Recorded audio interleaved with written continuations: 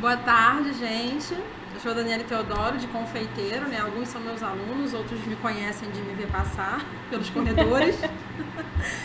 A oficina de hoje, ela é particularmente muito importante, porque esse tema de punks é um tema que está sendo muito discutido dentro da gastronomia e da área de bebidas também, né? Quando a gente fala sobre punk, né? Primeiramente, punk são plantas alimentícias não convencionais, né?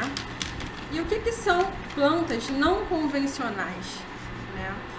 São plantas que poderiam ser consumidas, mas não são, né? Então a gente tem plantas que a gente consome, porque a gente sabe que a gente pode consumir, e tem algumas plantas que a gente também pode consumir, mas a gente não consome por um motivo delas terem caído em esquecimento, por desuso. Muitas vezes são plantas que nossos avós, nossos bisavós utilizavam, né? São plantas que a gente às vezes acha que é mato, a gente vê crescer, acha que não pode usar, enfim, porque tem a ver com a nossa cultura alimentar, né? A cozinha, ela é basicamente cultura também, né? Dependendo do que a gente come, a gente sabe de onde a gente é. Então, se falarem assim pra mim, olha, o meu café da manhã é bacon com ovos, eu vou naturalmente pensar, essa pessoa ou é americana ou tem influência da cultura americana. Então, tudo que a gente come em várias áreas, né, da gastronomia está relacionado com o que a gente é, com a nossa formação cultural, com a nossa ancestralidade. Então, cada item que a gente utiliza na cozinha tem um valor cultural e um valor simbólico, né? Enfim, as punks, elas são plantas que muitas vezes não são produzidas em larga escala, né?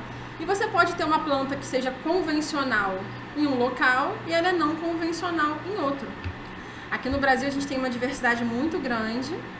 A gente tem culinária muito focada no regional. Então, por exemplo, se a gente come tutu, couve, carré, a gente atribui isso à culinária mineira, né? A gente sabe que especificamente esse tipo de culinária é uma culinária circunscrita a um determinado estado, né? A gente sabe que a feijoada é uma coisa muito carioca, né? Eu morei alguns meses na região norte do Brasil e eu comia muito peixe com manteiga de jambu, né? Jambu lá é muito comum, aqui no Rio de Janeiro não. A gente não come com jambu, né? Jambu aqui é não convencional. Na região norte ele é convencional. Então, na verdade, as punks são essas plantas que elas já não são mais tão vistas como alimentos, né? Mas em que a gente está tentando resgatar essa cultura, tá? Muitas vezes, né, elas são realmente regionais, então a gente vai falar um pouquinho da Ora Pronobis, por exemplo, que hoje é uma planta que a gente tem falado muito dentro da gastronomia. Quem é mineiro ou de família mineira deve conhecer, né? Aqui no Rio de Janeiro, a gente está utilizando agora, mas não é comum, que é uma planta que em Minas a gente usava muito, né? Meus avós são mineiros, então eu já conhecia a Ora Pronobis, né, há um tempo. É uma planta que quer dizer, por exemplo, orai por nós. Ora Pronobis quer dizer orai por nós. E por que ela tem esse nome? Ela é uma trepadeira que ela acabava sendo utilizada como cerca viva em volta das igrejas históricas em Minas Gerais, né? Por Minas Gerais ser um local com muitas igrejas, com essa tradição histórica, ela acabava sendo cerca viva para as igrejas e era muito utilizada, né? Então, por isso que em Minas Gerais a Ora Pronobis é bem conhecida, né? A Ora Pronobis, por exemplo, ela é uma planta que tem um nível de proteína muito similar ao da carne. Então, as punks, muitas vezes, têm propriedades nutricionais muito importantes, apesar da gente não conhecer, né? Houve um estudo, inclusive em Minas Gerais, né, que uns pesquisadores estavam estudando nutrição infantil, né? Na verdade, estudando subnutrição. E eles pesquisaram dentro de uma cidade pequena e descobriram que as crianças daquela cidade, por mais que não se alimentassem tão bem, nenhuma das crianças sofria subnutrição, né? Eles queriam entender por que aquelas crianças que, na visão deles, não tinham uma alimentação muito completa, não estavam subnutridas. E aí eles descobriram que a alimentação dessas crianças era basicamente composta de punks, né? Então, o Ora Pronobis era uma planta que era muito utilizada, inclusive feita como couve, acompanhando outras iguarias, e descobriram que por conta do Ora pronobis, que a gente chama de carne dos veganos, por conta da quantidade de proteínas do Ora pronobis, aquelas crianças não sofriam subnutrição. Então, hoje em dia, existem inúmeras pesquisas sobre qualidade nutricional das punks, sobre uso saudável, né? Enfim. E a gente tem usado cada vez mais, inclusive, nas bebidas, tá? Além das punks, que são plantas alimentícias não convencionais, a gente também tem partes alimentícias não convencionais. Né? Porque uma planta, muitas vezes, ela é composta, né, do fruto, da flor, da folha. E não quer dizer que toda ela seja própria para consumo. Né? Então, algumas plantas, somente parte delas, podem ser utilizadas para consumo. Por exemplo, né, a batata doce. Né? A gente usa a batata doce comumente. Pra gente, a batata doce não é uma punk, porque a gente usa no nosso dia a dia. Mas a gente não usa, por exemplo, comumente as folhas da batata doce. A gente não tem o hábito aqui no Brasil de usar folhas de batata doce. E ela pode ser consumida. Ela é amplamente consumida na Ásia. Né? Os asiáticos comem muitas iguarias com a folha da batata doce. A gente tem mamão verde, a gente tem flores e brotos da abóbora, a própria mandioca, as folhas podem ser utilizadas também, né? O que a gente tem que ter cuidado é que existem vários tipos de mandioca, então algumas folhas de alguns tipos de mandioca são próprias para consumo, né? Então, essas plantas que não são convencionais, elas passam a ser convencionais quando o acesso a elas é amplamente divulgado. Por que a gente não come? Porque a gente não sabe que a gente pode comer, que é bom para a nossa saúde. E por que a gente não sabe? Porque esse conhecimento ele foi se perdendo ao longo do tempo. Né? Muitas coisas que minha avó comia, eu não como mais. Então, esse conhecimento, às vezes, ele se perdeu, o conhecimento tradicional, o conhecimento ancestral. Né? A gente fala muito sobre cultura alimentar. Isso vem enraizado dos nossos antepassados, dos nossos ancestrais. Né? Nós somos um país colonizado, então, naturalmente, até a nossa biodiversidade, ela sofreu influência dos povos que colonizaram o Brasil. Então, a gente tem na matriz alimentar brasileira uma série de influências de portugueses, africanos e indígenas. Né? Então, também vieram para cá algumas plantas de outros povos. Né? Quando a gente fala de punk, a gente está falando principalmente também de plantas nativas, né? Que a gente não tinha esse acesso ao uso, né? E aí muita gente pensa também que punk são plantas orgânicas, né? Que hoje está muito na moda essa questão de comida orgânica, frutas orgânicas, né? E nem toda punk ela é orgânica. Gente, para ser orgânica tem que ser cultivada livre de agrotóxicos, de pesticidas. Né? É aquela que a gente cultiva na hortinha de casa, que a gente não põe agrotóxico, não põe nada. É uma fruta orgânica ou um tomate orgânico, enfim. A punk que é cultivada livre de agrotóxicos, ela é orgânica. A punk que não é cultivada livre de agrotóxicos, ela não é orgânica. Tá? A questão é que normalmente as punks elas precisam de muito pouco para crescerem. Tanto é que são confundidas com o mato. Então, elas não precisam de grandes modificações climáticas, elas crescem muito facilmente.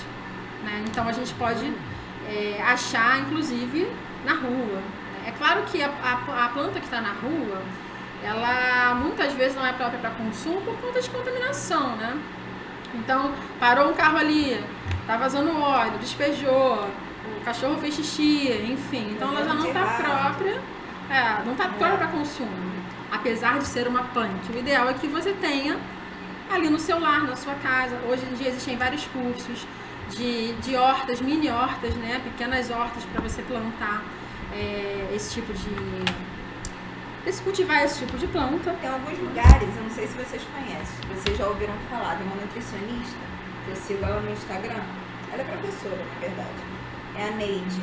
Já ouviram falar dela? Ela é super defensora de punks e ela, no bairro onde ela mora, eles fizeram um canteiro comunitário e toda a sociedade tem acesso e todos também têm responsabilidade de cuidar, né? Então, É bem legal, nós todos podemos fazer isso, né? Sim. A gente tá achando que isso é algo... Precisa ter voz para fazer, não é, basta vontade. Inclusive, até na pandemia, agora um dos assuntos mais buscados na internet é como fazer horta em casa, né? A próprio site, se não me engano, o próprio site da Embrapa tem um curso. E o do ICMBio, que são 2 sites estatais, né? São 2 sites do Brasil, eles têm uma parte destinada tanto para punk, propriamente dito, eles usando esse termo, quanto para plantas nativas. Então, às vezes, eles não usam o termo punk, mas vão usar o termo de plantas nativas. Então, por exemplo, o estado o exemplo é o cambuci.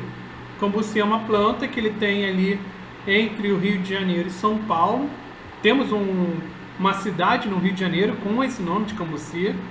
E é uma planta que ali para dentro ele é muito usado, mas a gente não vê na capital do Rio. Então você tem alguns sites oficiais que você também pode buscar mais informações sobre ou até adquirir certas mudas. Se eu não me engano, por alguns sites, caso você tenha um terreno muito grande, você pode entrar como um projeto de revitalização da fauna, da fauna local. Então você pode pedir mudas da fauna local para você fazer plantio no seu terreno. E aí, automaticamente, você pode entrar nesse assunto das punks, tá? Então é legal vocês darem uma olhada nessas informações por conta própria. Lembrando que aqui a gente não adere à ideia de que temos que dar a mãos a você, fazer a comida juntos e entulhar você com conhecimentos que vocês talvez nunca vão usar. A gente incentiva a autonomia. Se a gente deu alguns arquivos para vocês lerem, para vocês terem conhecimento em suas mãos e usarem da melhor forma que vocês quiserem. A oficina, por exemplo, vai se pautar nisso. Tanto na autonomia de vocês, para vocês escolherem o que vocês quiserem usar, não o que a gente vai dizer, como também vocês poderem ter uma abertura para trabalhar ali de casa. Vocês não precisam estar num restaurante grande, trabalhar para os outros, para usar uma punk.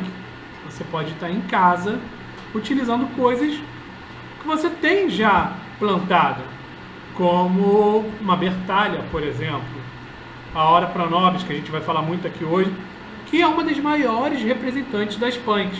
Você não pega um livro de punk criado no Brasil que não tem essa danada. Todo mundo conhece. E se não conhece, provavelmente você tem uma no muro de casa e não sabe. Tá? Existe uma questão, né? É seguro consumir essas punks?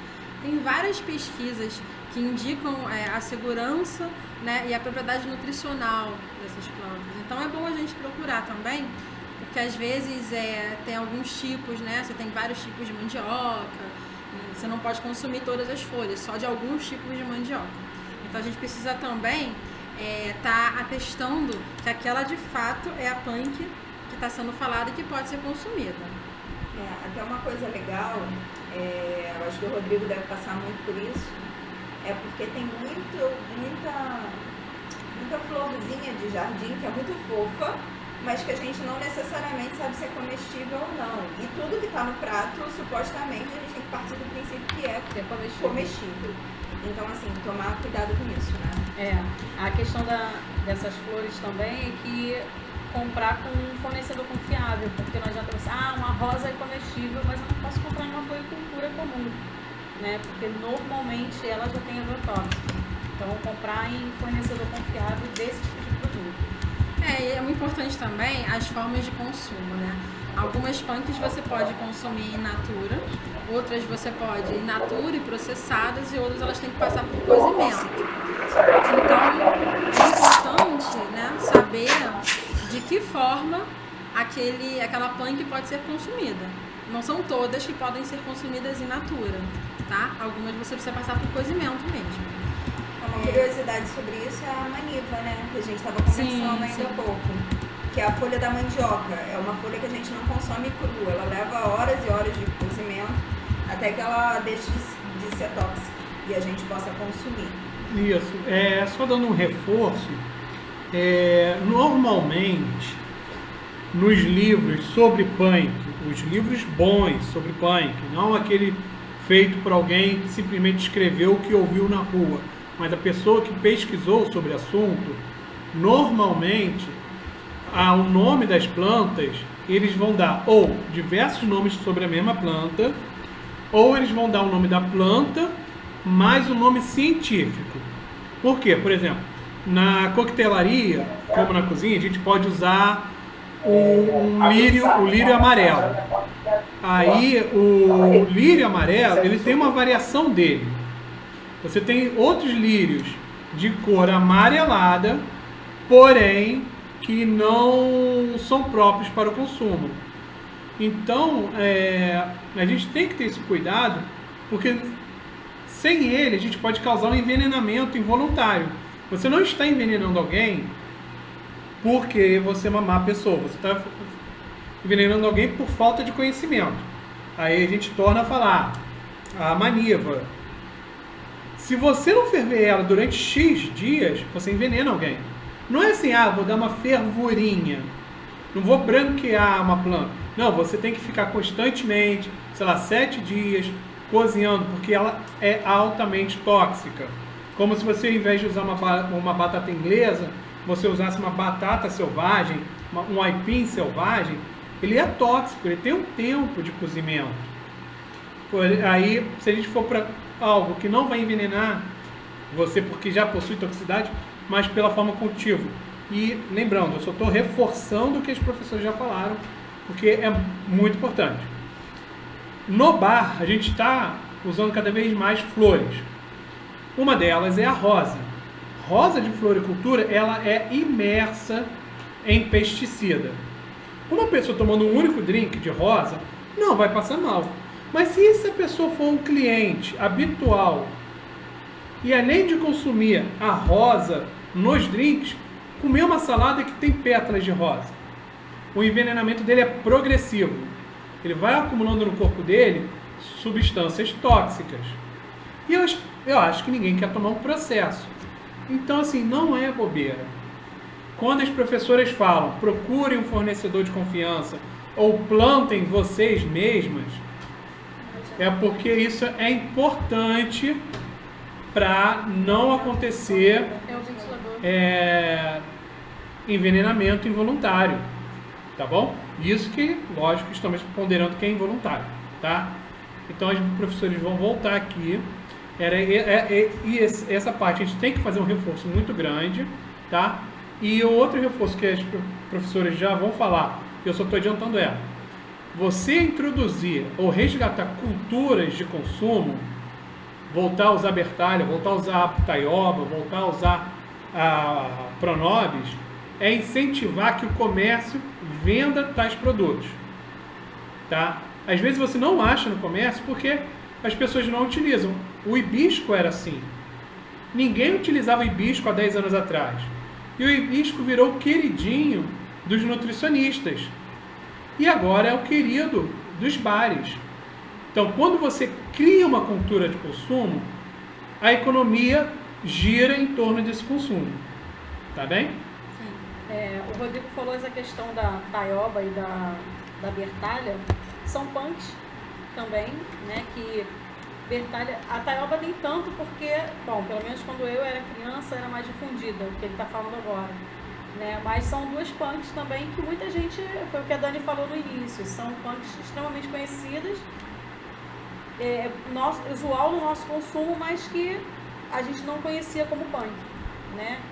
Uma outra coisa também, às vezes a gente leva em consideração, porque o cachorro ou o gato comem certas plantas que eu posso comer, ou algumas sementes que um pássaro come eu posso comer. Nem sempre o que animais comem o ser humano também pode comer, e vice-versa, né? Mas às vezes a gente está em algum lugar que, estou no meio do mato, estou fazendo uma caminhada, não sei, me perdi, né? A gente tem que ter uma noção do que os bichos comem que a gente pode ou não comer. Tá? Então também é um alerta que, para quem às vezes gosta de fazer acampamento, ou andar por aí, vai pra fazenda, então acha que pode comer o que todo mundo come. E muitas das vezes é tóxico pra gente, não pro animal. Para quem quer trabalhar, por exemplo, na área de confeitaria, com confeitaria saudável, muitas vezes, assim, a gente tem alguns insumos, né, que encarecem um pouco, a gente usa farinha de amêndoas, farinha de arroz, que é um pouquinho caro. A gente pode também estar focando em utilizar punks, né, que a gente está aumentando a propriedade nutricional daquele alimento, utilizando uma planta que muitas vezes a gente pode ter em pequenas hortas na nossa casa. Então, por exemplo, um bolo de Ora Pronobis, ele tem uma quantidade de proteínas muito alta. Então, ele pode sim ser comercializado como confeitaria saudável, tá? Porque você colocou a Ora Pronobis. E basicamente a Ora Pronobis ela tem um sabor muito neutro, assim. Então, você não tem maiores diferenças de colocar no bolo, né? Inclusive para criança, quem tem criança pequena, vale muito a pena colocar na carne moída. Eu coloco no arroz. Também sem usar corante, né? Sim. Porque o bolo vai ficar verdinho sem você precisar. O bolo fica verdinho e você não precisa usar corante, né? Então, assim, existem punks que a gente pode e deve utilizar na confeitaria e que a gente vai ter um diferencial como confeiteiro.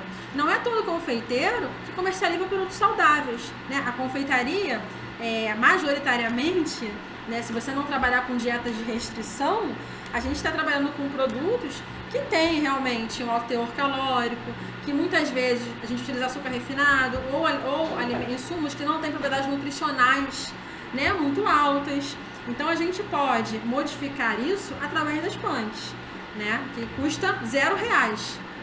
Eu tenho uma hortinha na minha casa, o Rodrigo mencionou a Embrapa tem um curso gratuito, online, de cultivo em pequenas hortas, né? Hortas em pequenos espaços, na verdade. E nesses hortas em pequenos espaços, você tem um capítulo só de punks. Então você pode cultivar na sua casa e utilizar nos seus pratos de confeitaria.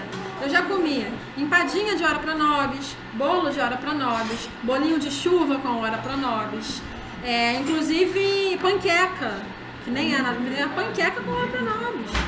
Né? O sabor não altera tanto e você aumenta muito as propriedades nutricionais, né? Porque você consegue ter um nível de proteína altíssimo. O nível de proteína da Ora Pronobis é comparável ao da proteína da carne, né? Tanto é que quem não consome carne, muitas vezes consome Ora Pronobis para ter as propriedades nutricionais da carne, né? O vegano consome Ora Pronobis. Enfim, então é importante que a gente conheça as propriedades nutricionais, a gente tem atenção à segurança alimentar, à forma que são consumidos e onde a gente pode usar, tá bom? Essa questão assim, de criança poder consumir, eu falo de cadeira porque eu cultivo Ora Pronobis em casa e assim, o meu filho passa, pega a folha e vai comendo pelo quintal. Então assim, não faz mal nenhum, muito pelo contrário, né? Além dela ter essa questão proteica, ela tem uma quantidade de vitamina C muito grande também, então ajuda muito. Muita gente tem usado punk também e nessa questão de sucos detox. O Rodrigo de repente pode falar um pouquinho melhor dessa questão de suco detox mais tarde, né? Que ajuda muito também, né? O hibisco entrou nessa questão dos sucos detox e a questão das plantas também estão ajudando bastante. Gente, e é aquilo que a gente falou no início, é totalmente ligado com cultura alimentar, né? Às vezes a gente acha que gastronomia, a gente acaba achando que é repetir ficha técnica, que é fazer receita, e gastronomia, ela é muito mais do que isso, né? A gente fala que gastronomia, ela é química, ela é ciência, ela é arte, mas ela é cultura, é importante. Né? O pessoal fala assim, diga com quem andas, eu direi quem és. A gente pode dizer, diga o que você come que eu vou te dizer quem você é. Porque o que você come determina o que você é, aonde você mora, a qual classe social você faz parte muitas vezes, porque isso é muito circunscrito, é muito pessoal. Então, se você me falar, eu gosto de tal sobremesa, eu naturalmente já consigo esboçar uma noção de onde você é, né? Ou de qual classe você pertence. É muito circunscrito, né? Então, estudar gastronomia também é estudar cultura, também é estudar história, porque nós fomos criados a partir de 3 povos, Então, naturalmente, a matriz alimentar brasileira, ela vai ter influência desses 3 povos. E o que o punk tem a ver com isso? Tudo. Tudo a ver. Porque punk é justamente a gente dar prioridade, visibilidade e acesso ao que é nosso, ao que cresce em nosso solo, né? E naturalmente isso vai ser muito mais barato quando você tem acesso, né? E é o que o Rodrigo falou, você começar a consumir, você tem todo um mercado em volta daquilo, né? Agora você vê como é que o nosso movimento é de sempre voltar às questões ancestrais, né? A gente tem um movimento de parto muito forte hoje em dia, de parto humanizado, né? Eu acho que nenhuma avó, bisavó nossa teve filho em hospital, né? A gente tinha filho, as mulheres tinham filhos em casa. A gente hoje tem filho nos hospitais, mas existe um movimento de humanização do parto para que tenhamos doulas, para que tenhamos os filhos em partos domiciliares. Então, eu acho que, no geral, a gente tem feito um movimento de retornar, né? De retornar a questões ancestrais. E com a gastronomia não é diferente. Não é diferente. Né?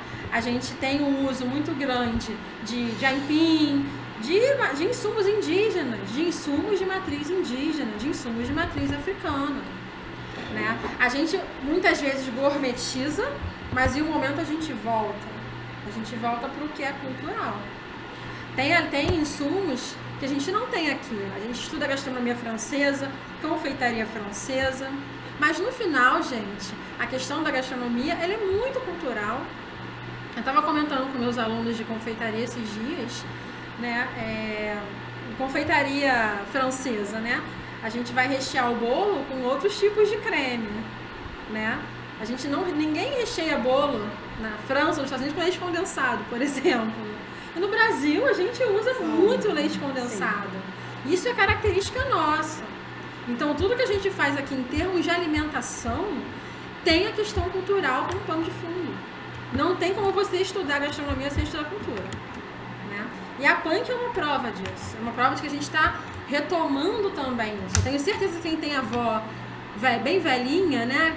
90 anos, 80, até 70, sem dúvida ela vai conversar com vocês e ela vai te dizer coisas que ela comia que você não come mais hoje. Sem dúvida. Com certeza. Né?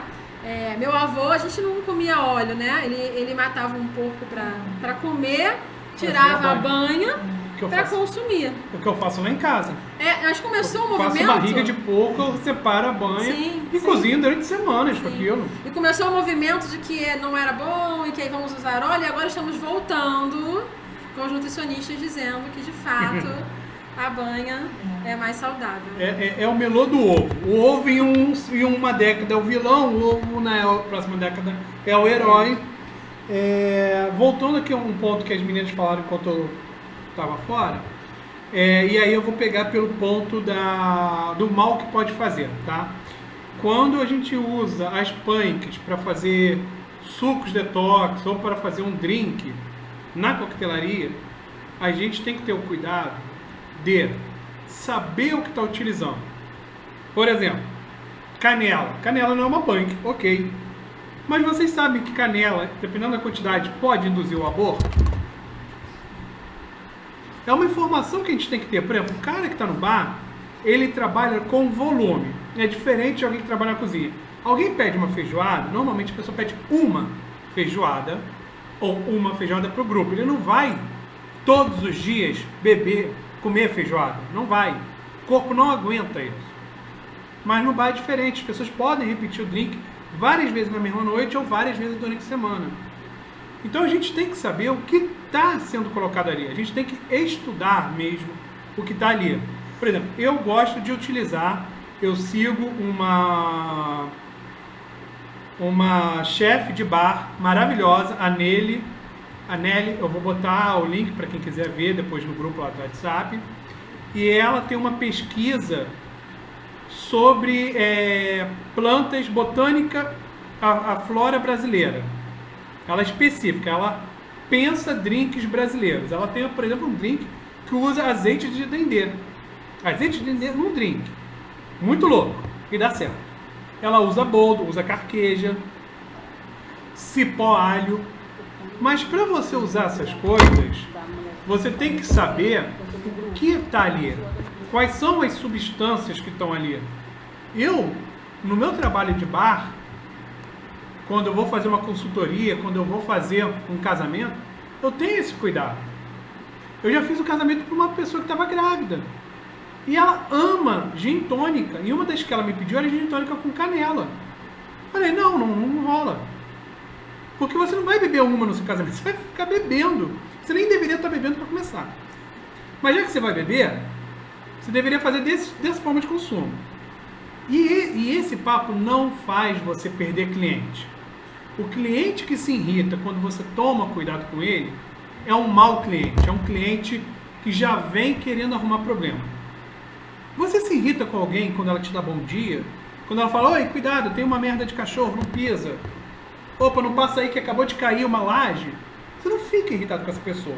Quem se irrita com essa pessoa não tem um coração bom. Então ela já se irritaria de qualquer forma com você. Então, voltando. Estude o que você vai usar. Tem várias plantas que não vão ter interação tóxica. Tem outras que vão. Por exemplo, algumas pessoas vão reconhecer o que eu estou falando, outras não. Pesquisem se quiserem. Existe uma coisa chamada chá de ayahuasca. É um chá que dá uma puta alucinação. Muita gente usa isso como ritual, outras pessoas só para terem uma boa viagem. Mas o que é isso? O chá de ayahuasca é a mistura de 2 a 3 ervas da flora brasileira. Se você fizer só o chá do cipó do diabo, não vai acontecer nada. Se você usar só o chá da folha, não sei das quantas, não vai acontecer nada. A alucinação, o processo psicodélico só ocorre quando você mistura 2 ou 3 ervas. E aí esse chá ganha esse nome só quando você faz esse processo. Da mesma forma, você pode causar sem querer um envenenamento. Ou não causar envenenamento, mas você causar uma dor de barriga, por exemplo, um enjoo.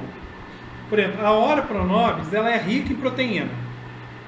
Se você tem uma pessoa com uma doença hepática ou uma doença de rins, o que ela não precisa é muita proteína. Então eu como bartender, estou fazendo um drink com proteína. Eu tenho que avisar essa pessoa que, por exemplo, esse meu drink tem proteína. Porque isso não faz parte do natural. Os drinks normalmente não possuem proteína. Então a gente tem que saber o que está utilizando. Eu não posso oferecer um drink indiscriminadamente. O hibisco, ele causa algumas mudanças fisiológicas em você. Por isso que os nutricionistas gostam de hibisco. Porque ele promove diurese, ele promove uma alteração na sensação de fome, ele promove coisas. Termogênico. Ele é termogênico. A canela é termogênica. Por que, por exemplo, é melhor você às vezes fazer uma bebida com chá verde do que com guaraná ou cafeína? Pelo grau do café, desculpa. Pelo grau da cafeína. O chá verde ele tem menos impacto fisiológico na sua saúde do que o guaraná ou o café. Eu sei disso por experiência, porque eu tomei 3 litros de um, 3 litros de outro, 3... Não. A gente tem que estudar. Então, toda vez que vocês vão arriscar tentar algo novo para engrandecer a nossa natureza, façam isso estudando, não porque, nossa, eu passei por um canteiro e tinha uma flor roxa tão bonita, super eu vou usar. Pô, eu vi uma folha, ela é comprida, com umas manchinhas amarelas e brancas, eu acho que se chama espada de São Jorge, alguma coisa assim, vou botar, parece uma boa ideia. Não, não é.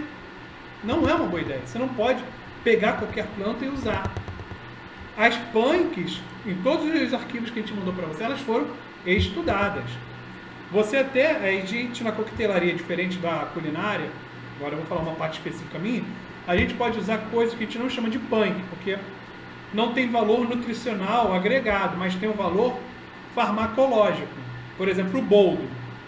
O boldo, tecnicamente, não vai ser uma punk, porque ele não tem valor nutricional claro, ele não vai servir para alimentação. Você não pode nem comer boldo 7 dias seguidos, senão você vai ter um problema hepático. Mas a gente usa o boldo na coquetelaria.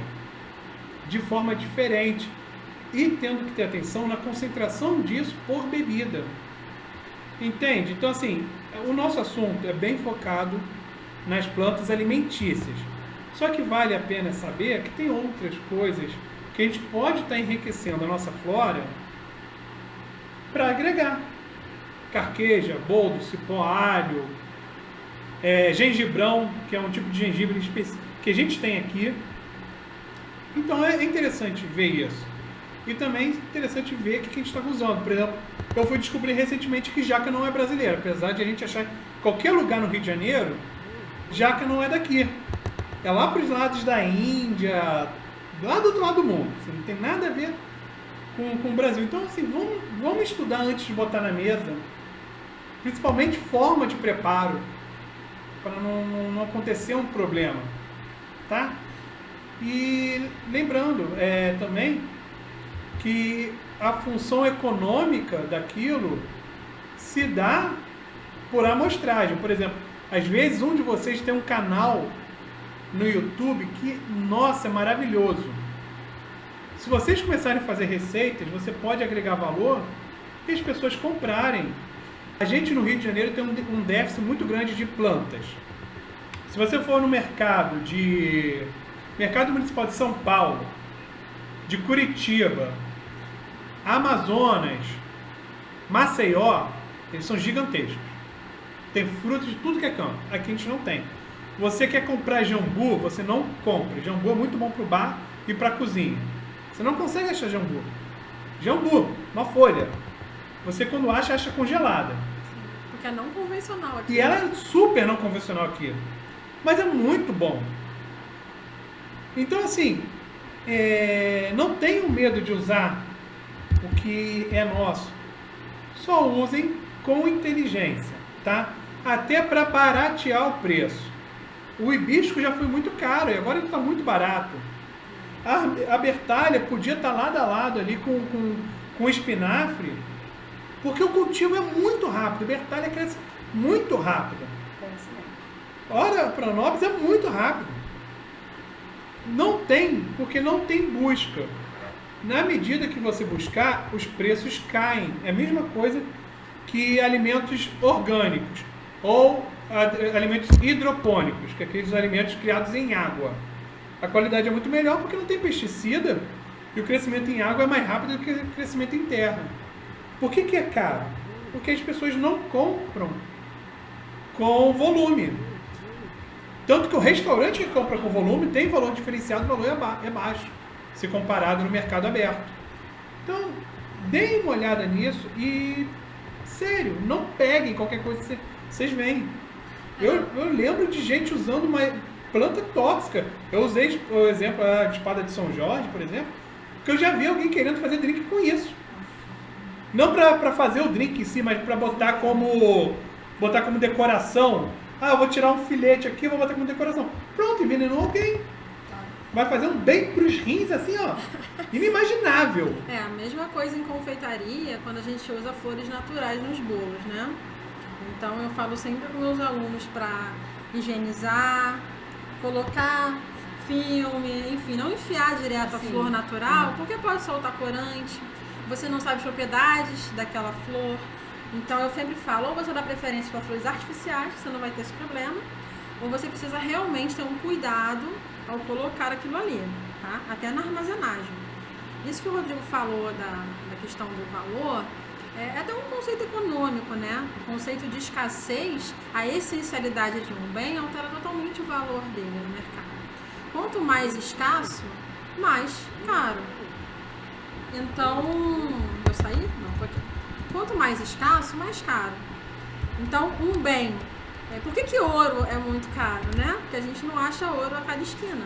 Então, tudo que você tem em pouca quantidade, naturalmente ele vai ter um valor maior. Quanto mais acesso, quanto mais oferta, menor o valor. Quanto menos essencial é o bem, menor vai ser o valor, né? E de fato, nós da gastronomia, a gente que trabalha com cozinha, nós somos responsáveis pela saúde das pessoas, né? Nós somos responsáveis pela saúde da nação. O que a gente coloca, né, nas preparações, existem insumos que a gente não pode colocar em grande quantidade, que tem uma quantidade específica. Eu falei esses dias com meus alunos sobre aquele pirulito transparente de isomalte que a gente faz, né? Fazia antigamente. Aquele transparente de festa de criança, que a gente põe papel de arroz, enfim. Que é lindo. É lindo, mas o isomalte você tem uma quantidade específica que você pode utilizar. Acima daquela quantidade é laxativo. Então você faz um pirulito de isomalte desse tamanho na festa de criança, vai ser todo mundo com diarreia. Porque tem uma quantidade específica por pessoa. Sim, é. Noz moscada é assim também. Então, assim, essa questão da quantidade ela é muito importante. E nós, como profissionais da área de gastronomia, nós temos responsabilidade sobre isso. Tá? E a gente está falando isso por quê? Porque isso também se dá com as punks. É importante a forma de cultivo, é importante a forma de consumo, a forma que você está fazendo, né? Então a gente tem que estar atento a tudo isso. Nós somos as pessoas que deveremos saber todas essas questões, não é quem está comprando, né? Nós somos as pessoas, inclusive, que vão informar a quem está comprando de que forma eles vão armazenar, de que forma eles vão consumir. É nossa responsabilidade. Então, não é só repetir uma receita, né? Não é só repetir uma ficha técnica. A gente tem uma responsabilidade em relação aos insumos, em relação ao que a gente está usando. E isso exige conhecimento, isso exige estudo. E aí eu falo conhecimento, gente, eu não estou dando também, principalmente falando de conhecimento acadêmico, é o super importante, não. Porque esse conhecimento das punks é um conhecimento ancestral. É um conhecimento popular. Tá? A gente nunca pode achar que o conhecimento acadêmico está acima do conhecimento popular. Não está. Pelo contrário, o conhecimento acadêmico ele bebe do conhecimento popular. Tá? O que mais tem, eu participei de um fórum, né? A família do meu pai são ciganos, eu participei de um fórum de povos tradicionais, comunidades tradicionais, e várias empresas, né, querendo conversar, né, com os povos tradicionais, conhecer o uso das ervas ritualísticas, conhecer o uso das ervas para chá, para utilizar, porque esses princípios, gente, são utilizados na indústria farmacêutica, inclusive. Os remédios são feitos a partir de plantas, muitos deles, né? E esse conhecimento é um conhecimento muitas vezes tradicional, de comunidades tradicionais, de comunidades indígenas, de comunidades quilombolas, né? Então, assim, o conhecimento popular, ele não está abaixo do conhecimento acadêmico. Pelo contrário. Acredito que ele esteja andando ali bem juntinho. E o conhecimento acadêmico ele veio para comprovar tecnicamente algumas coisas que em conhecimento popular já sabia, né? Então, assim, meu avô já me dizia muitas coisas, e meu avô não teve estudo, era semi-analfabeto. Ele me dizia muitas coisas que hoje, estudando gastronomia, eu descobri por que ele estava certo. Ele só não sabia o porquê, mas ele sabia que era aquilo ali. Então ele me ensinou a utilização de algumas punks, né? Até algumas frutas que a gente usava muito antigamente, romã, por exemplo, né? Romã tinha em cada esquina. Hoje em dia a gente vê muito pouco romã. O Rodrigo tá falando que usa em drink também. Sim. A gente pode utilizar, né? É que a gente perdeu o hábito. Carambola era uma fruta muito comum antigamente. Tinha pé de carambola na casa dos meus avós. Hoje em dia não se vê tanto. Então, esse conhecimento tradicional ele vai se perdendo. A gente precisa, né, resgatar e perpetuar essa tradição, que é uma tradição que tem a ver com a nossa cultura alimentar. Vale lembrar aqui, e sim, eu sou o chato das burocracias e das ciências, tudo. É que é o seguinte, eu concordo inteiramente com a Dani. Conhecimento popular, ele não tem que ser menor do que o acadêmico. O que a gente tem que fazer é uma diferenciação. Sim. Por exemplo, boldo. Boldo é bom pro fígado. Quem tem avó sabe que boldo é bom pro fígado. Todo cachaceiro tem que ter um pé de boldo em casa. É isso. Qualquer um que teve vó sabe que cachaceiro tem que ter pé de boldo em casa. Bom. Mas o que a ciência vem fazer? A ciência ela vem te mostrar por A mais B que isso é uma verdade ou não, ou que essa é uma verdade para todas as pessoas, independente de quem elas sejam. Porque o que pode acontecer? Por exemplo, vamos usar as flores como exemplo. Algumas pessoas não podem usar abertamente flores porque elas têm alergia a pólen. No Brasil isso é pouco frequente, é muito difícil no Brasil as pessoas terem alergia a pólen, porque como a gente tem flor a todo momento no Brasil, ao longo dos séculos a gente se acostumou a isso, então tem uma chance menor de possuir essa alergia. Em outros lugares não. Por exemplo, você pega exemplos como Japão e alguns países da Europa, você só tem uma floragem, você só tem uma vez ao ano a flor surgindo, e quando elas surgem com uma alta taxa de pólen. E essas pessoas têm uma tendência maior a ter alergia a isso. Então a gente, por exemplo, a gente não pode pegar um lírio amarelo e botar numa bebida sem perguntar se a pessoa tem alergia a pólen, porque ela pode ter um ataque alérgico ali naquele momento. Então o que é que eu estou falando? A ciência vai pegar o conhecimento popular, tá aqui o conhecimento popular. A ciência vai pegar e vai partilhar ele, vai abrir ele todinho e vai estudar para ver. Isso aqui funciona para todos? Tem alguma restrição? Tem uma forma melhor de utilizar isso? E o conhecimento popular é diferente, veja bem, conhecimento popular é diferente de opinião. Conhecimento popular é diferente de achismo. O conhecimento popular ele vem de uma tradição oral que perdura séculos. O índio só descobriu que o cipó não sei das quantas é anti-inflamatório depois de muita tentativa e erro. Muitas pessoas morreram até você descobrir que uma certa planta funciona. Não é você botar a mão para o céu, ver para o lado que o vento está indo e pensar, isso dá certo. Quando a gente sabe que carqueja funciona para certas doenças, é porque teve muita prática e muito erro antes da ciência chegar. O que a ciência faz é encurtar o processo. Levou 200 anos e a vida de dezenas de índios para descobrir que carqueja funciona. A ciência vai pegar e vai diminuir isso para 5 anos, 10 anos, a menor do que 200. Então, por que a gente tem que ter os dois? Ou seria interessante a gente ter os dois? Porque o conhecimento popular ele vai nos dar informação de quais ervas você possui acesso e pode utilizar, e o conhecimento científico ela vai poder te dizer a melhor forma para utilizar, ou se tem um grupo de pessoas que não poderiam consumir aquilo. Tá? Então, essa é a parte que eu vou ser chato. Você pode ter só um ou outro? Pode. É a melhor forma possível? Não. Até porque se a Anvisa chegar no seu bar, no seu restaurante, ou na sua venda própria, e questionar, ô amigo, por que você está usando isso? Você não pode falar porque eu quero. Você tem que, por exemplo, dizer que a Anvisa já permitiu fazer isso. A Anvisa, através do SUS, ele tem um catálogo de plantas que você pode utilizar. Sim, o SUS, aquela coisa tão horrível, ele cuida para dizer qual remédio pode e qual não pode, qual planta pode e não pode. Entende? Então, assim, conhecimento popular é mágico, é maravilhoso, eu gosto. Tem várias coisas que eu comecei a pensar em utilizar no bar através dele. O que eu faço? Eu tento confirmar através de conhecimento científico. É a soma, não é um melhor do que o outro. São os dois caminhando para o mesmo lugar.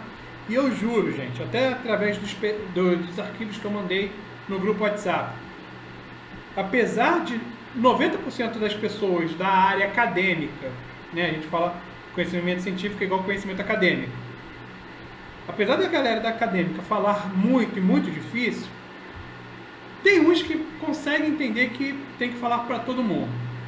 Então você não precisa procurar o cara que fala difícil, procura o cara que fala direito. Essa Nelly, que o Felipe ajudou a gente aqui botando o link, ela é uma pessoa que estuda muito e passa o conhecimento com uma fala mais gostosa, uma fala que todo mundo acessa. Então, assim, é a soma, tá? A vida não é excludente, não é um ou outro. Você pode ter algumas coisas ao mesmo tempo, duas. Por exemplo, manga com leite. Tem muita vitamina aí que leva os dois. Eu juro, ninguém morre dessa porra. Ninguém. Eu provo isso. A não ser que a pessoa tenha uma alergia braba à lactose, não vai morrer.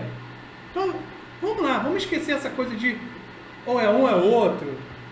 Dá pra fazer os dois juntos. Dá pra você, por exemplo, ser flamenguista e casar com alguém tricolor. Ó, que uma loucura! Você tá no Rio de Janeiro, sabe? A gente mistura tamarindo aí com doce de leite, tá maneiro, tá legal. E isso vira até drink, já vi alguém fazendo drink assim.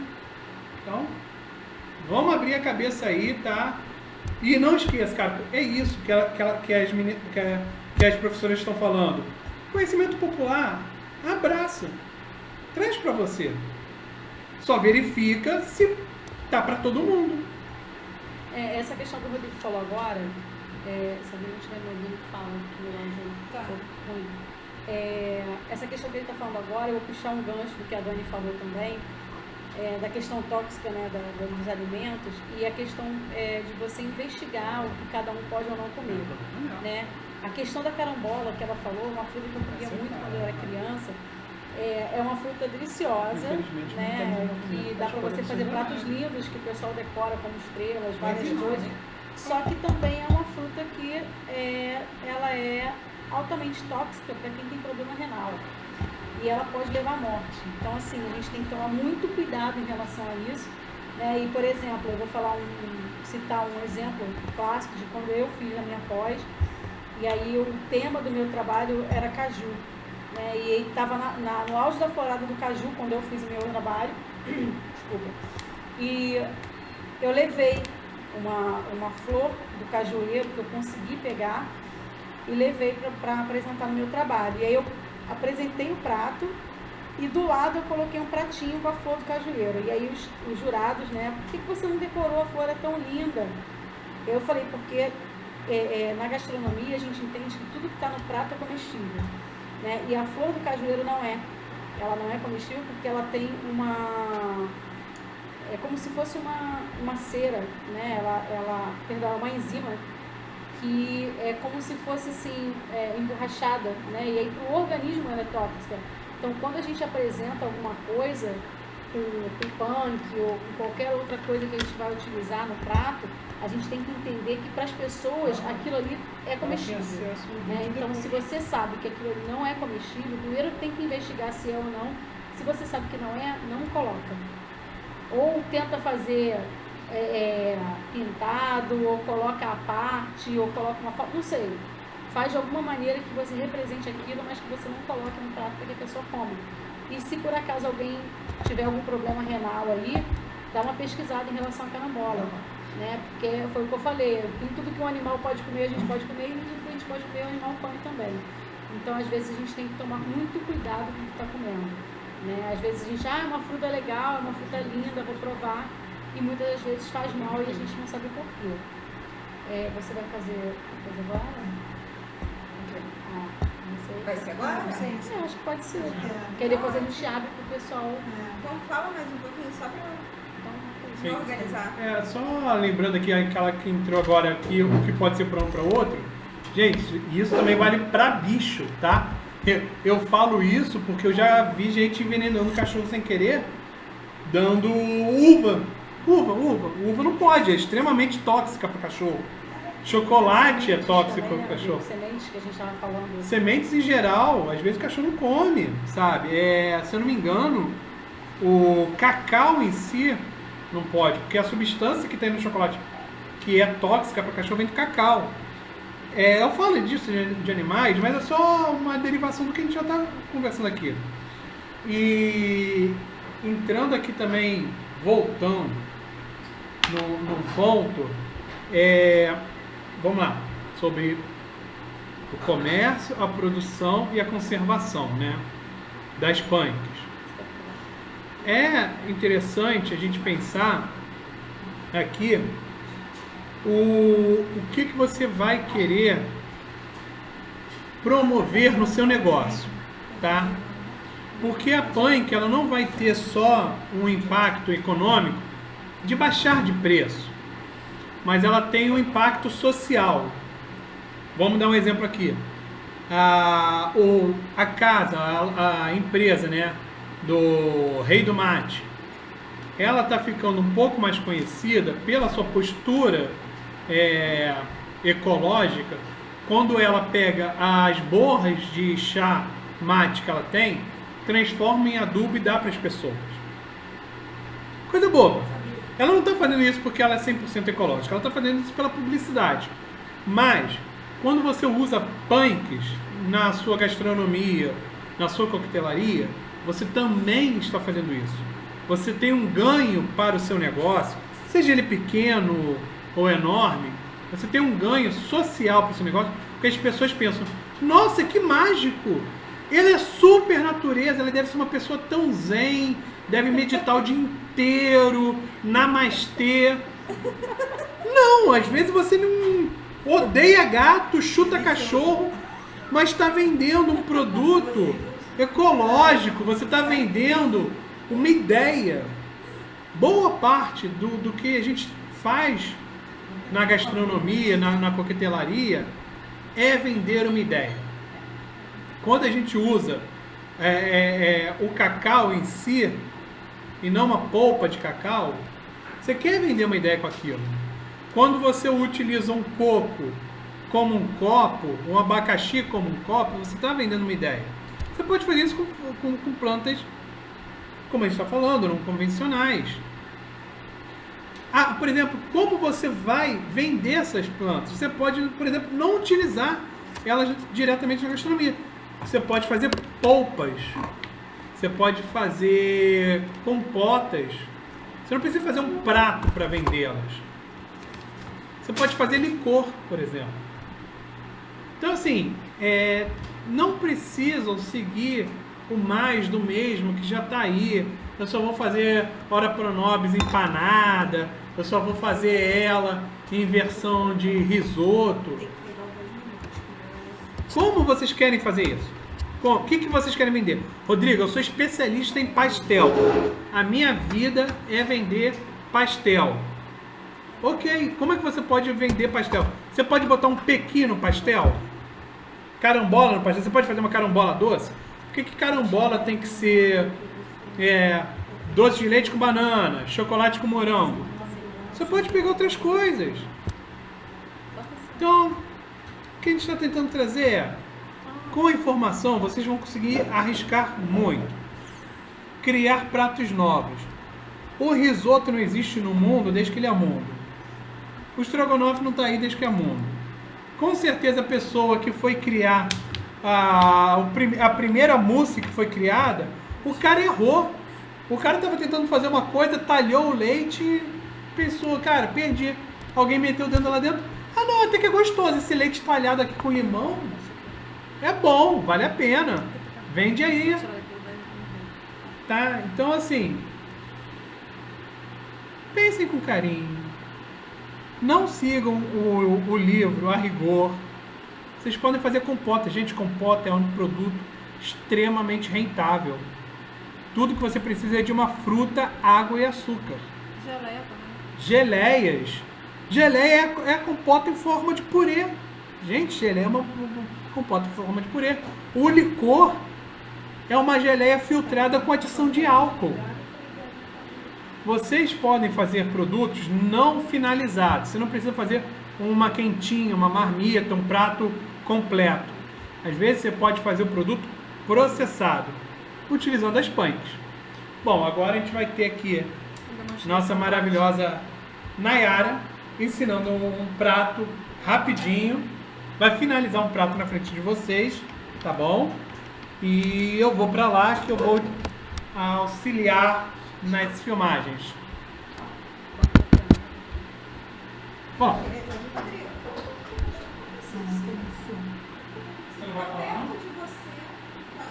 Qual que a gente vai ter que ver? A da Nayara? Ou a do Rodrigo?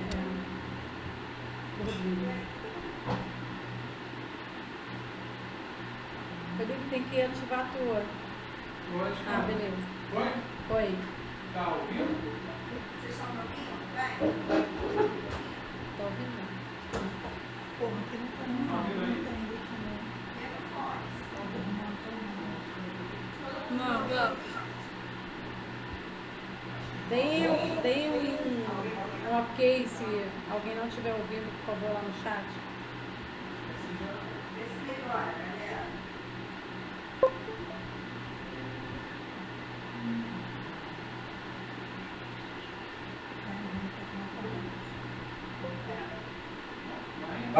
Ficamos? Tá.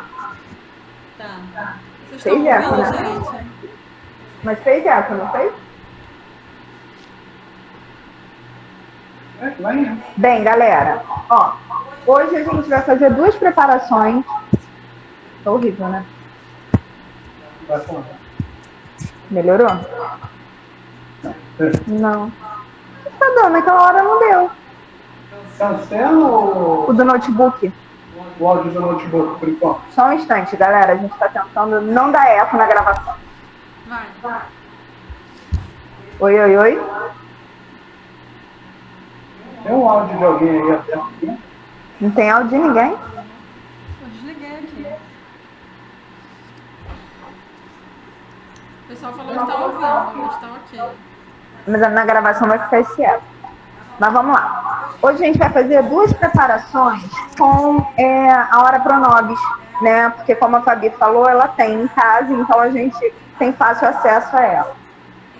A primeira preparação vai ser um pesto, que na verdade é um molho que a gente faz tradicionalmente do manjericão. Mas hoje a gente vai fazer com Ora Pronobis, cebolinha e alfavaca, que era o que a gente tinha acessível aqui. Como a Ora Pronobis é uma folhinha um pouquinho mais dura, não sei se dá para vocês terem noção, mas ela é bem crocantezinha. Ela não é tão macia como o manjericão, por exemplo. A gente faz um processo que se chama branqueamento. É só para amaciar um instante. Só para amaciar um instante a folha. Ó, como é que ela já fica bem molinha. Além disso, também faz o pesto ficar bem mais verdinho, tá? Então, se quiser parar o cozimento, a gente passa na água. Depois espreme bem. Gente, estou fazendo um pouquinho, porque realmente é para ser mais rapidinho. Ó, então, aqui tem a Ora Pronobis. Aqui tem a alfavaca. E aqui a cebolinha que eu já cortei. Ó, parmesão ralado e o dente de alho. E aí, gente, o que dá a textura ao pesto é a quantidade de azeite que você adicionar na preparação. Então, eu quero um pesto um pouquinho mais consistente, né, como uma pasta. Coloca menos azeite. Quero mais fluido, para ele ficar bem líquido. Não tem problema, a gente coloca mais azeite. Mas a gente pode ir colocando aos poucos. Se você quiser, pausa o microfone para não fazer um barulhão.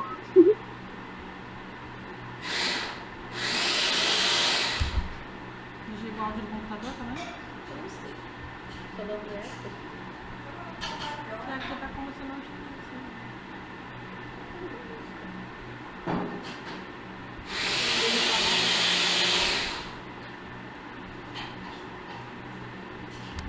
Desliguei o computador. Total.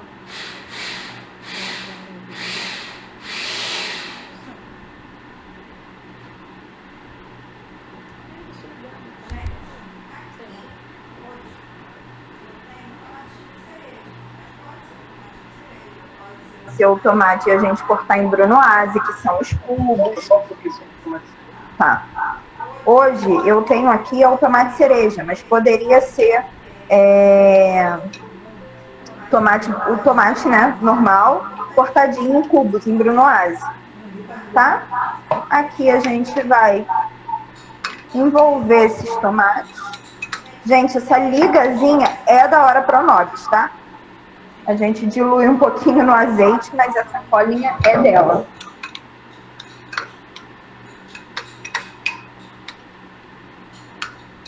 Opa!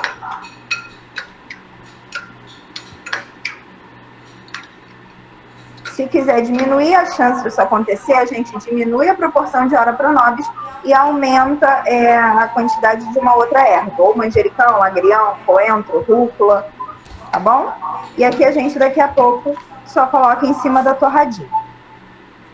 Paralelo a isso, vamos organizar a bagunça. Preparemos aqui. A gente vai começar com o nosso nhoque. Hoje a gente vai fazer um nhoque de banana da terra. E o molho vai ser ora para nhoque, mas a gente vai começar com um brunoisezinho de bacon fritando. Eu preferi colocar bacon bem carnudo, tá vendo? Para ele não ficar muito gorduroso. Então, ó, deixar fritar. Tá bom? Nessa frigideira, que também já está aquecida, eu vou dourar. Na ficha técnica que vocês vão receber, gente, vocês vão receber o modo de preparo do nhoque, tá? Mas o nhoque de banana da terra, assim, é muito facinho, ó. É basicamente cozinhar a batata, a banana no micro-ondas e misturar um pouquinho de tempero. Eu gosto de fritar. Se eu fizer só deixar ele cozidinho, não tem problema nenhum. Eu gosto de fritar para ele fazer uma casquinha. Vocês vão ver como é que ele vai ficar.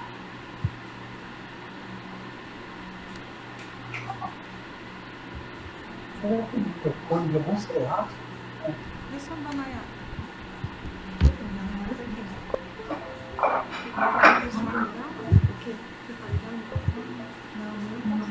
Importante também mencionar, que como o bacon ele vai fazer parte desse molho, não precisa que a gente frite muito, né? A gente está acostumado com aquele bacon bem profundo. Como ele vai receber molho, ele vai voltar a ficar macio. A gente não precisa fritar muito, tá? E aí, o que vai servir? Os artesãos de envolver. Alho poró, um pouquinho de lua.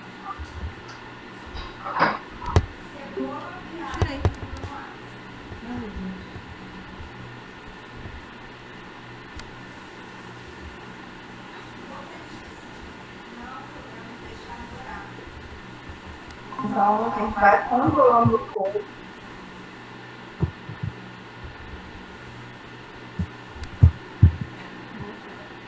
Só dar uma olhadinha como está o nome aqui, ó, vou mostrar para você. Aqui, ó. Para vocês verem como é que ele vai ganhando uma caixinha.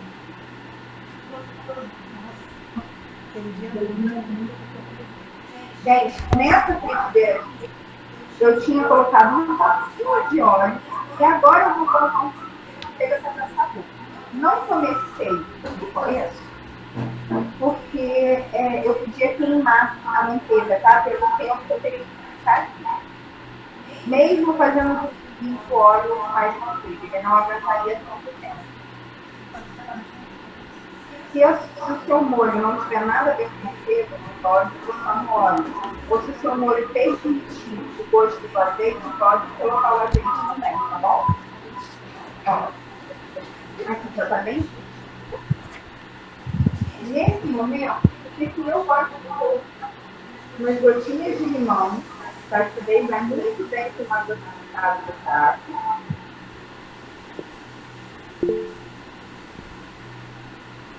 Picadinho, muito mostarda, pode ser a Dijon, pode ser mostarda amarela, tá?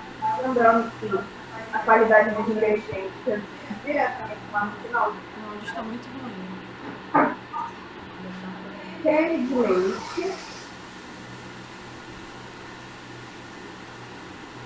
Turma, vamos lá. Nós conseguimos pegar a textura cremosa de um prato que tiver pipoca. A gente pode usar creme de pipoca, creme de cheese, creme de leite. Esse que a gente usou é o bonacê. Vocês podem ver que eu um pouquinho mais assim. Como é que eu deixo ele um pouquinho mais escuro? Um pouquinho de leite. São técnicas que a gente vai descobrindo na prática, né? Ah, quero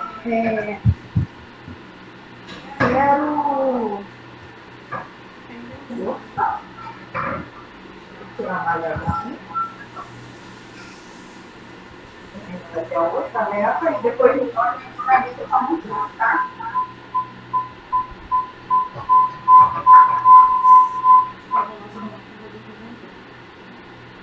Nela, quero um molho mais suave. Eu posso usar o leite light, posso usar o creme de ricota de requeijão de leite.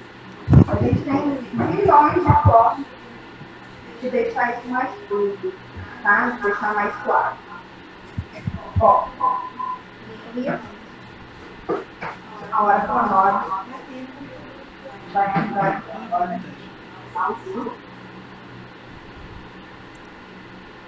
Mudou tudo.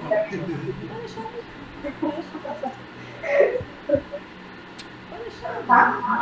Tá pronto. Tá.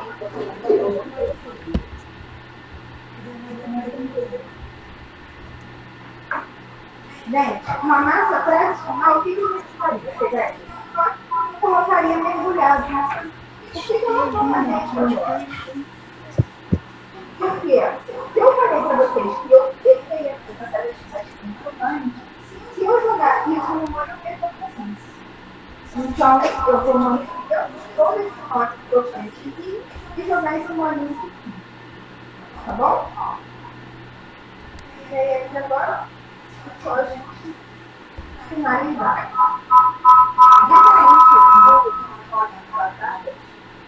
Pela quantidade que a gente coloca de página, isso é basicamente só para mudar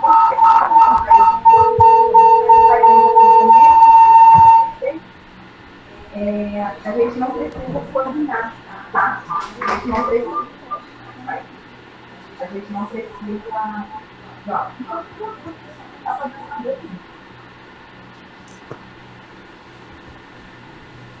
Ele tá bem? Douradinho, bolinho pronto. Daqui a pouco eu levo para vocês, tá?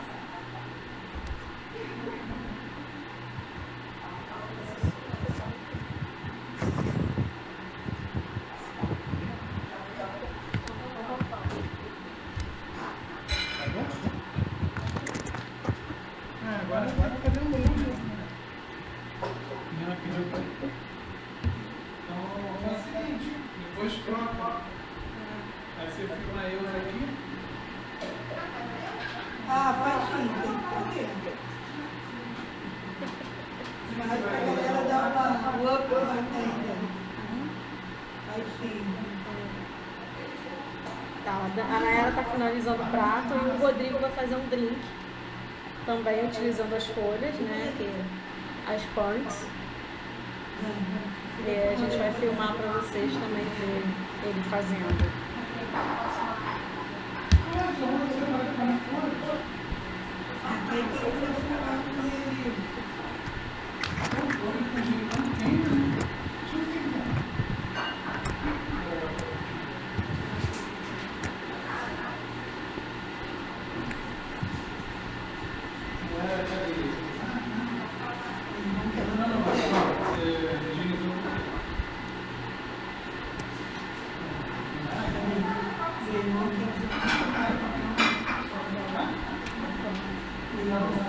Então, gente, o drink de hoje vai ser uma gin tônica com uma pegada de herbal, tá bom?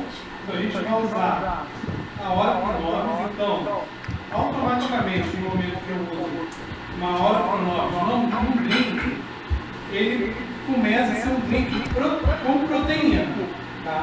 Isso é algo que a gente tem que informar ao cliente. Toda modificação do drink dele, a gente tem que fazer duas coisas. Ou a gente dá um novo nome para ele, ou a gente pode falar que a gente está revisitando a receita. É uma forma de romantizar ela. Porque a gin tônica é tônica e gin. Bom, tônica e gin com um splash top de limão. Vamos pegar uma receita mais brasileira para deixar claro. Caipirinha. O que é caipirinha?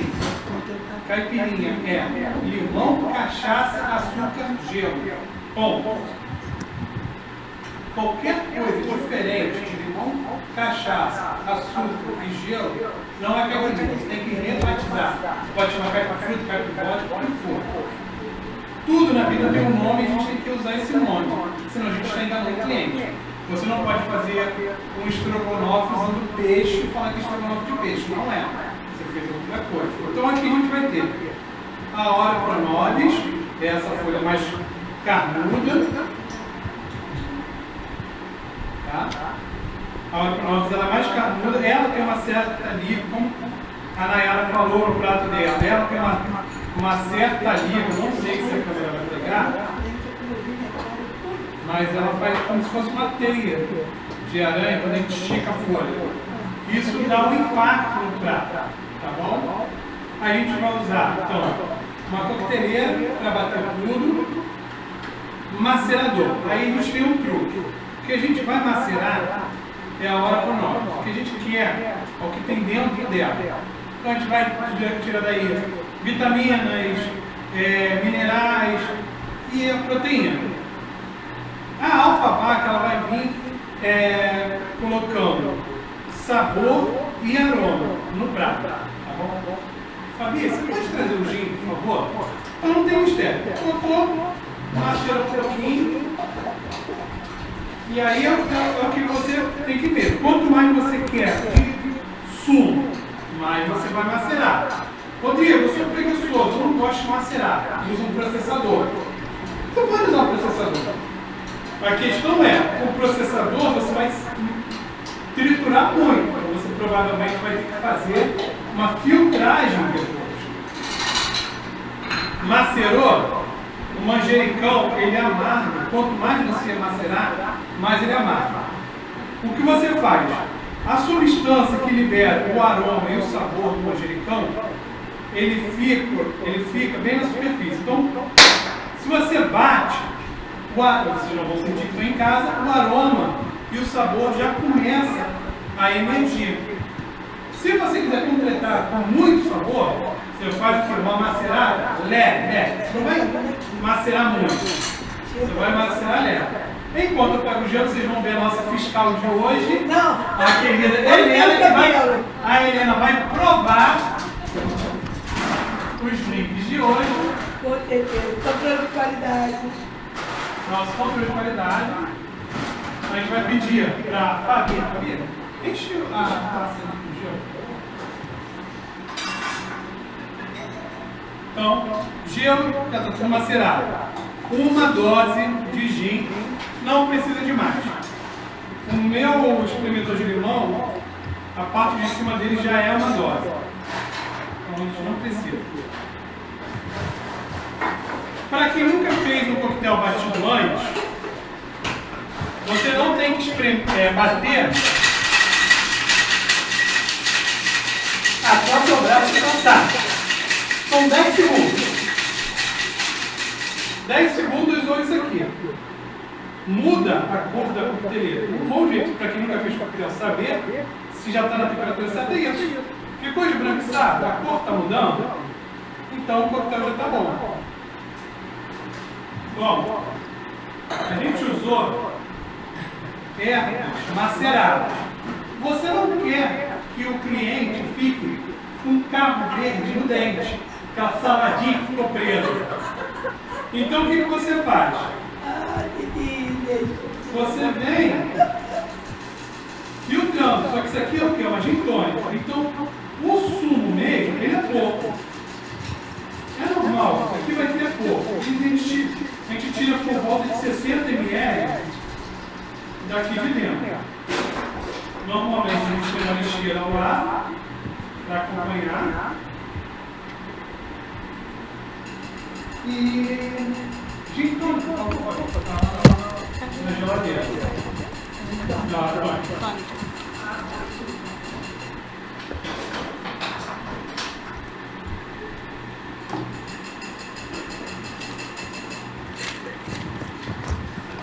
Aqui a gente fez puramente herbal, então não vai ter um acréscimo de limão como o suco em si. A gente só vai dar os testes no final.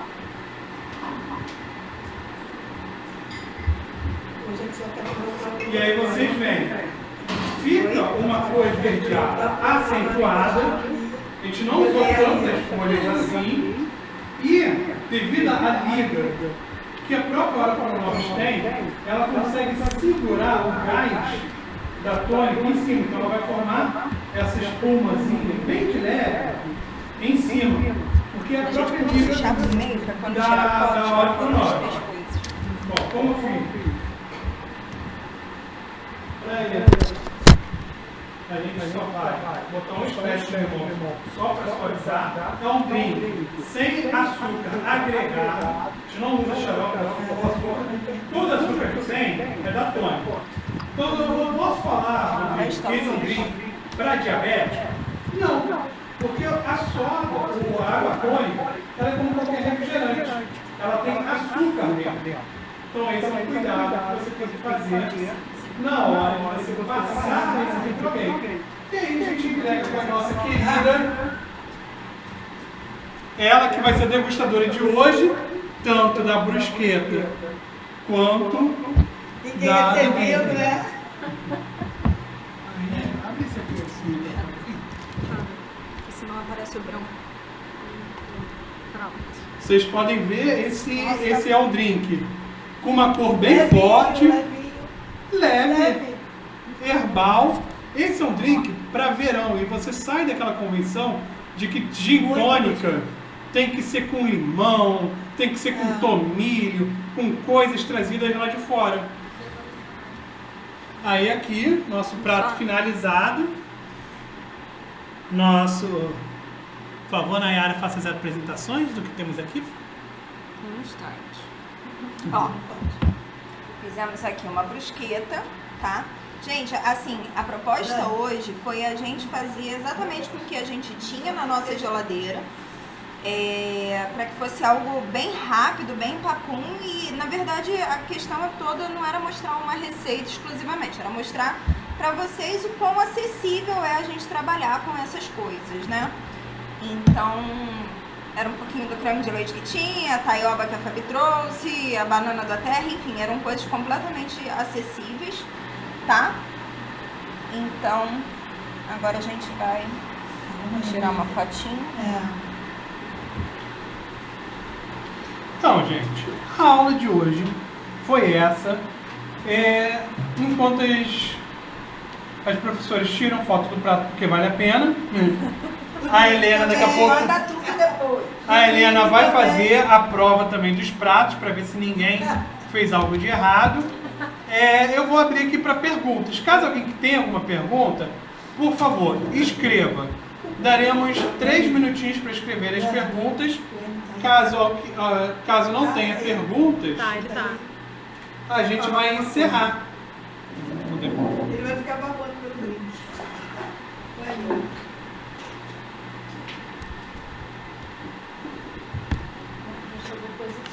Ou pode colocar também depois no grupo, né? Sim. Se a dúvida não surgir agora, depois a gente vai colocar também a ficha técnica, tá? Do que a gente...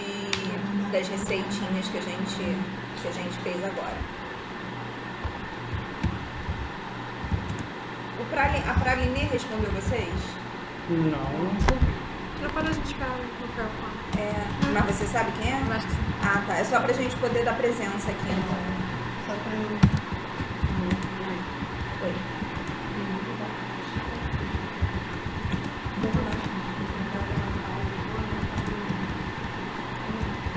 Ficou linda a foto. Tem que tirar a foto nossa junto depois. Pois é. Foi isso que eu falei. Sem dúvidas, tudo perfeito. Obrigada. Que legal. Quem? Ali, né? E a gente foi chamada de vídeo.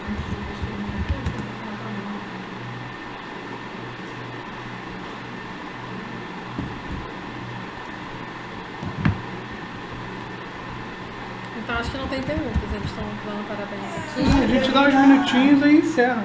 Babando, né? Porque... Aqui, depois eu vou Tratar os fotos aqui rapidinho. Pra mim também foi depois, vou mandar o chat e o zap da aula. Não, é que a gente tem um livro do Zap. A gente vai passar para ele mandando as apostilas. Tá mandando aqui, Rodrigo, se o manjericão só pode ser utilizado por gin. Bom, gente, o manjericão pode sim ser utilizado no gin e outras bebidas. Não precisa ser numa gin tônica. Existe uma receita oficial chamada gin basil. Basil é a forma que se refere a manjericão lá fora. Basílico. Isso. E esse é um drink clássico. O que é um drink clássico? É quando a receita dele é compreendida e aceitada na comunidade internacional. O único drink brasileiro, por exemplo, que é homologado, que é aceito lá fora, é a caipirinha. É a única. A única receita de drink brasileiro lá fora é a caipirinha, que é como eu falei. Açúcar, gelo, limão, cachaça. Acabou. E ele é feito mexido. Você não bota na coqueteleira, você bota tudo num copo, mexe com uma colherzinha e é isso. Então o manjericão você pode fazer. Especificamente a gente usou a alfavaca hoje, que é dali da família. Você tem vários tipos de manjericão. Manjericão grego, manjericão limão, a alfavaca da família, manjericão roxo, tem um tipo de manjericão que ele é roxo, tá? Você pode utilizar eles e outras ervas também. Eu abertamente uso carqueja e boldo para fazer bitters. Bitters é um insumo que a gente usa na coquetelaria. Nai, a Solange está perguntando se a banana da terra pode ser substituída por polenta em cubo. Vai fazer uma... Cadê eu? É na pergunta, na telinha do lado ali. Não, é porque eu me excluí. Que ela tá no Rodrigo. Solange, você vai fazer uma outra receita. Você vai fazer uma polenta ao molho de bacon e ora pronobis. Pode, sem problema nenhum. Aí, aquilo que eu tinha comentado quando eu falei sobre os drinks. Não é ruim você tentar coisas novas. A gente só tem que rebatizar, a gente só tem que... Rebatizar o termo errado. Você só tem que batizar a nova receita, tá? Por exemplo, quando eu falo que caipirinha é limão, açúcar, cachaça e gelo, se eu faço uma caipirinha utilizando caju com pimenta rosa e, sei lá, tucupi, eu estou fazendo outra coisa. Eu estou criando o drink. Então eu posso fazer um nome preguiçoso, caipifruta. Caipifruta é algo genérico. É cachaça com qualquer fruta e açúcar. Ou eu crio um nome para isso. E vocês deveriam criar nomes para isso, por favor. Porque senão alguém vai pegar um drink de vocês e vai batizar.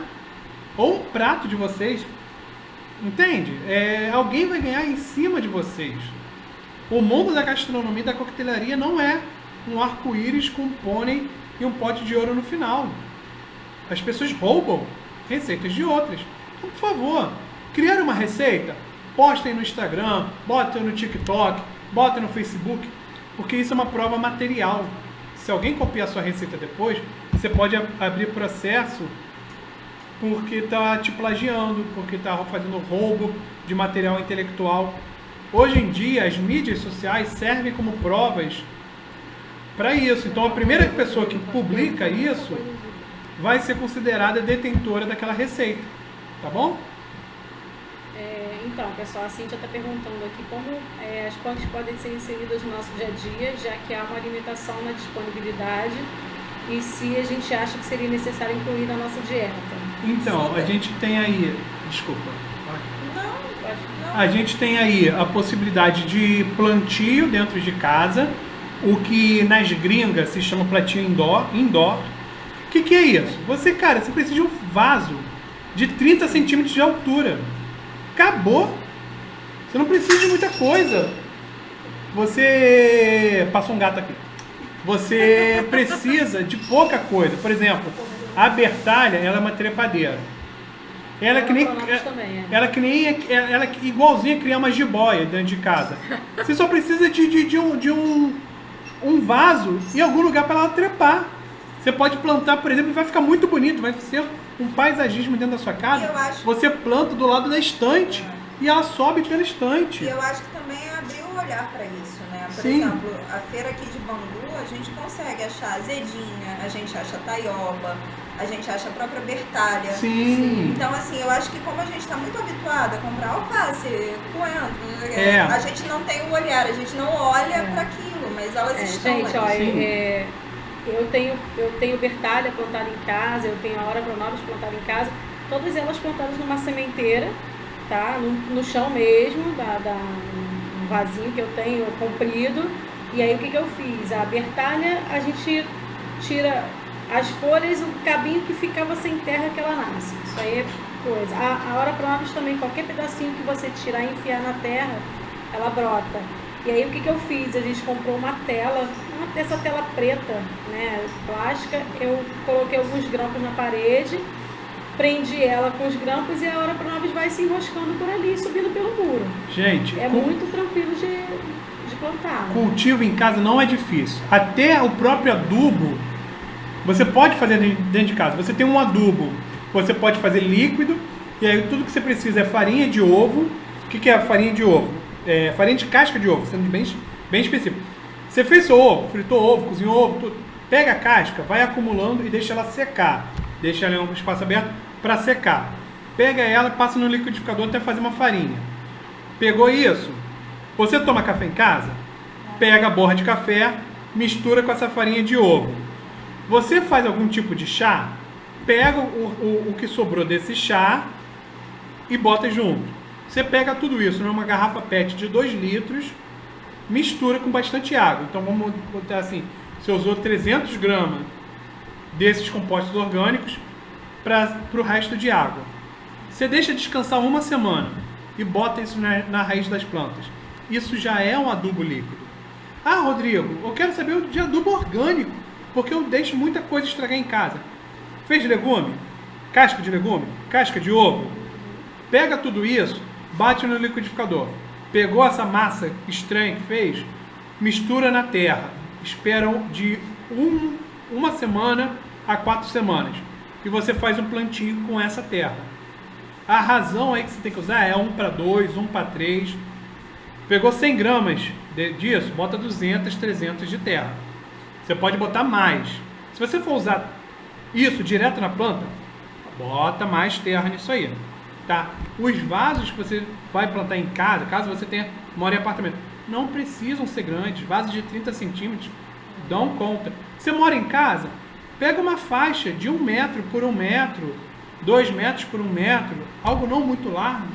Você vai fazer esse plantio. E a questão é, a Nayara falou muito bem, e eu reforço só a fala da Nayara, não estou falando, estou reforçando. Vai na feira, toda feira tem a dona das ervas, o Zé das ervas. Às vezes o cara tem umas ervas que você não conhece. Pergunta. Ou então pergunta se ele poderia arranjar para você.